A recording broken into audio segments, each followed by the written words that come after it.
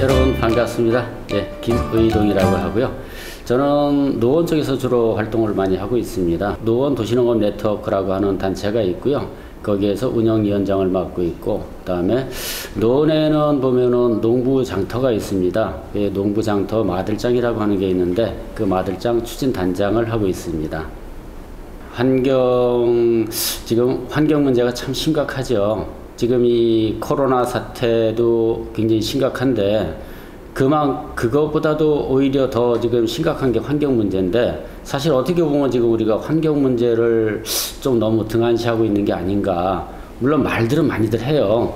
뭐 기후변화도 심상치 않다라든가 여러 가지 말들을 많이 하는데, 사실 그것을 우리가 어떻게 완화를 시킬 수 있는지, 또 어떻게 해야만이 우리가 환경을 보존할 수 있는지에 대해서는 실천들은 좀 우리가 잘 안 하는 것 같아요. 그게 결국은 그거 자체가 뭐냐면은 우리가 아직까지 그 심각성을 모르고 있다는 반증이 아닐까, 저는 좀 그렇게 생각을 하는데, 저는 환경이 지금 이렇게 나빠지고 있는 게 문명의 발달과 관련이 있다라고 저는 좀 생각을 합니다.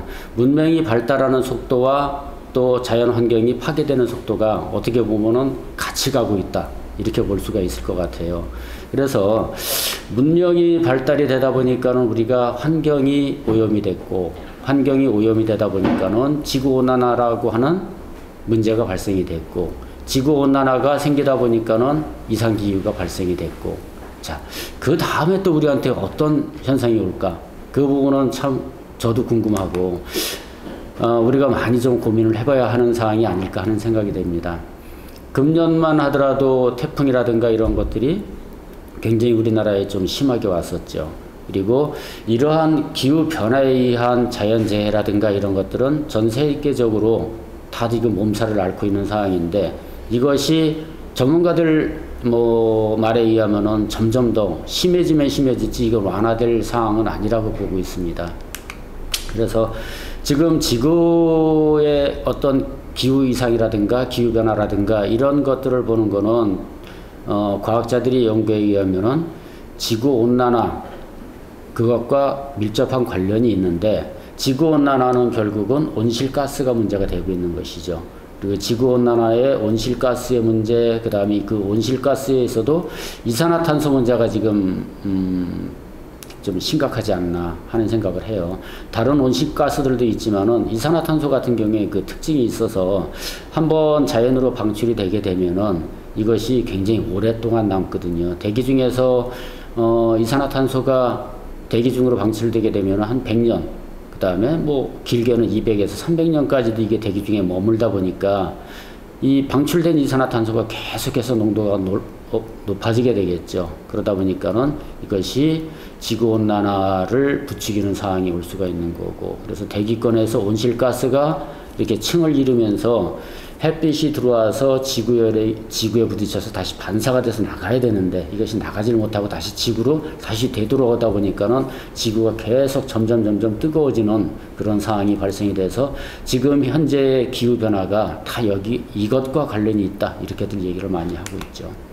그래서 이산화탄소 농도를 우리가 줄이는 데 좀 노력을 많이 해야 될 것 같은데, 지금 이게 잘 줄이질 않고 오히려 점점 증가가 되고 있는 심각한 문제가 있어요. 그래서 이산화탄소 농도가 왜 이렇게 증가가 되는가 하는 부분에 대해서 연구에 의하면은 산업화가 결국은 원인이었죠. 산업화 이전에는 우리가 이산화탄소 농도를 약 270ppm 정도로 봤었는데, 산업화 이후에는 300ppm이 됐다가 이것이 굉장히 급격하게 지금 증가가 되고 있는 추세로 와서 지금은 400ppm이 넘어갔다 그럽니다. 그런데 문제는 지금 우리나라 같은 경우에는 전 지구의 그 이산화탄소 농도보다도 우리나라가 지금 농도가 더 심각하거든요. 기상청 국립기상과학원의 자료에 의하면은 여기에서는 이제 매년 그 보고서를 발간을 하는데, 그 2019년도 보고서에 의하면은 국내의 이산화탄소 농도가 417.9ppm이었다, 이렇게 이야기를 합니다. 근데 전 지구의 그 이산화탄소 농도가 409.8ppm 그 정도밖에 안 되는데, 우리나라는 그거보다 훨씬 더 높게 지금 나오고 있는 상황이 되는 것이죠. 그럼 왜 국내 우리나라는 이산화탄소 농도가 이렇게 높아졌을까를 생각을 해보면은 다른 나라에 비해서 우리나라가 산업화가 더 많이 돼서 그런가? 그건 아닌 것 같고요. 여러 가지 기상적인 요건이 있는 것 같아요. 거기에 보면은 우선 우리는 중국이라고 하는 나라하고도 또 나란히 하고 있지 않습니까? 이게 서풍이 불면서 중국에 있던 이산화탄소가 우리나라로 옮겨오는 그런 현상도 사실은 어떻게 보면 무시할 수 없는 것 같아요.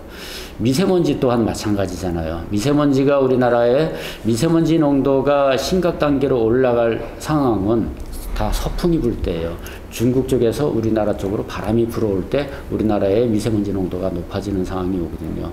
물론 이제 그것이 전부 다 중국의 원인이다라고 얘기할 수는 없겠죠. 근데 우리나라의 자체의 원인에다가 중국의 원인까지 가해지다 보니까는 우리가 좀 더 심각한 피해를 보는 게 아닌가 이렇게 생각을 하고 있습니다. 그래서 아마 여러분들도 지구 온도가 2도씨 올라갔을 때 심각한 상황이 온다라고 하는 이야기들을 참 많이들 들어보셨을 거예요. 근데 지구 온도가 2도씨 올라간다. 그러니까 전 지구의 온도가 2도씨 올라간다라고 하는 부분이 무엇일까? 이 부분에 대해서 아직 모르시는 분들도 좀 많이 있으실 거고, 또 그것이 뭐 그렇게 심각할까라고도 생각을 하실 수가 있거든요. 근데 지구 온도가 2도 올라간다는 얘기는 산업화 이전 대비 산업화 이후의 온도를 얘기하는 겁니다. 근데 과학자들이 지금 얘기하는 거는 이미 1도가 올라갔다는 얘기를 하는 거예요. 그 나머지 지금 1도가 문제인 건데 1도 범위 내에서 지금 이거를 관리를 해야 된다. 근데 최근에는 1도도 너무 많다. 0.5도 내에서 앞으로 0.5도 내에서 다시 관리를 해야 된다. 그러니까 전체가 산업화 이전보다 산업화 이후의 온도 상승을 1.5도 이내로 맞춰야만이 우리가 관리를 해야만이 지금의 이 심각한 기후 변화 또 자연재해 이런 현상들을 우리가 막을 수 있다. 이렇게 이야기를 많이 하고 있죠. 최근에 그러니까는 금년도 8월 달에 기사 내용을 제가 한번 좀 봤는데요. 그건 뭐냐면은 정부에서 어떤 뭐 예를 들어서 재활용품을 선별하는 그러한 사람들을 인력을 파견하겠다. 한 15,000명 정도를 파견하겠다 그래요.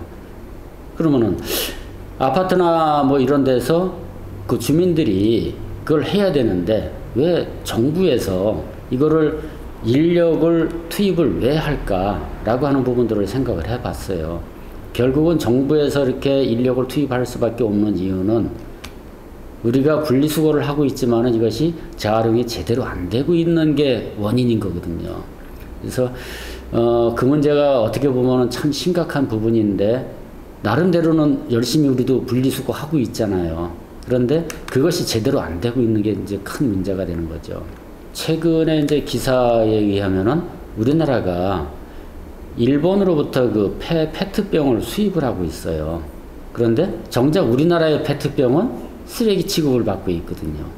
일본에서 왜 페트병을 버려져야 하는 페트병을 왜 우리는 수입을 하고 있을까? 그 양이 작지도 않아요.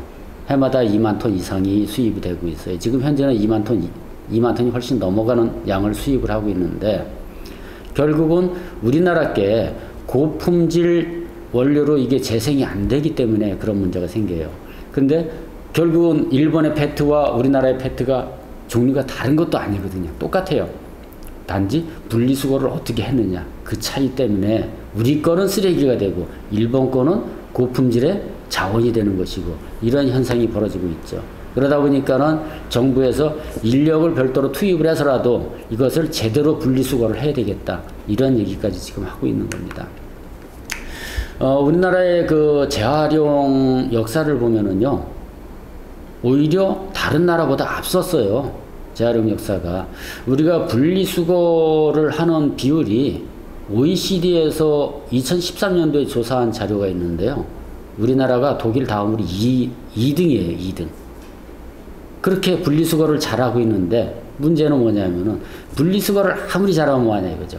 그 방법이 잘못되다 보니까 결국은 분리수거한 것이 결국은 재활용 업체에 갔을 때는 쓰레기 취급을 받는 그런 상황이 오는 겁니다. 우리의 마음가짐, 우리가 실천하고자 하는 의지만 있으면 얼마든지 이건 가능한 일인데, 그러면은 결국은 우리가 자발적으로 불편함을 감수할 수밖에 없겠다. 그런 의미에서 제가 처음에 자발적인 불편함이야말로 우리 지구를 살릴 수 있는 길이다, 이렇게 생각을 하고 있습니다.